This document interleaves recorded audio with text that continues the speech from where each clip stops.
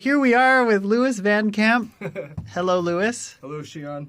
Thank you for recording. Louis is a recording grad student here in sound. What is the name of the Industries. Sound Arts and Industries here at Northwestern University? And yeah, we just got finished with the session. Yes. Me, Louis, and Nick. And any sort of initial impressions that you had from hearing the prepared piano, and then as the session went on, any other ideas or thoughts that came to you from your perspective as like a sound engineer? Yeah. And yeah, what do you think? No, I'll have to say one thing. I was very proud that Nick and I thought of doing before you had started was just having, because we knew the prepared piece was going to have a couple of aspects to it. One was, how can we just make the piano sound really good? Right, and that was key number one, is because I think we both felt that if we had two mics, if there was one thing we could do, it would be just to get a good piano sound in the most traditional way. But then after that, it got to be kind of fun, and that was where we started sort of without doing too much messing around, because we don't want to mess with the takes, right? But getting good.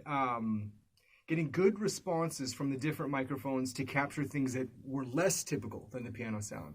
And so as you were playing more and more, it became kind of like, oh, this is actually pretty cool. Let's turn these up, or let's turn these down. But I think the success on our end was just knowing that the prepared piece was going to be special, and having the tools to try to help capture as many of those little special things as we can. But thankfully, once you were starting to play, we thought, oh, good, everything's kind of working, and then we were able to just sort of sit back, monitor the levels, and make sure everything worked out. Cool. Yeah. And so the just to mention too, in the video, the piece that we're talking about is a recording of the Chopin Etude Opus 10 number 3, and it was not just a normal performance of the piano piece, but had a lot of tinfoil wrapped. Or bolts wrapped in tinfoil, bolts with washers with external teeth, and it's a lot of rattling around, a lot of stuff like that, screws, lots of metal in there. Any like ideas that you could see, maybe any different directions you could see? I'll ask that question. Anything you could see that's great, in the future? Because this is an ongoing project. This is like, something that I'm continuing to kind of figure out too as I go.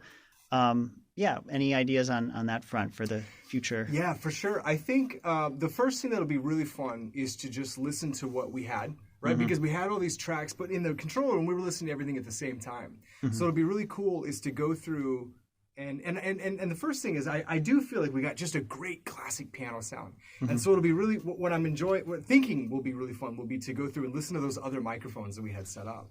And on that note, right now it becomes, on our end, just as endless as it was on yours. You think, okay, what if we get really, really, really close, even closer than we got before with some of the other mics? What if we really try to, what if we try to over-exaggerate some of the qualities of the piano? Yeah. Because, this isn't going to be a typical thing. Right. And so we may be able to, once we get our traditional mic set up, how much crazier can we get? Right. And so with those lav mics, that's pretty cool. Right? There's not really a whole lot of reason you'd want to do that in other situations. And we had that other microphone pair that was farther away than you might want to go in other situations. But what would be really cool is now pushing those to the most extremes. Yeah. Like maybe we can really get the weirdest, most exaggerated stereo field possible. Maybe we can really make those low contact or those low frequencies jump out in like a really dramatic way. So that that would be something that could be fun too. Like Nick loves to put a bunch of mics on a bunch of things, and so having more ideas in the future. Like what's the microphone that we can use that'll pick up the rattliest noises possible? I don't know yet.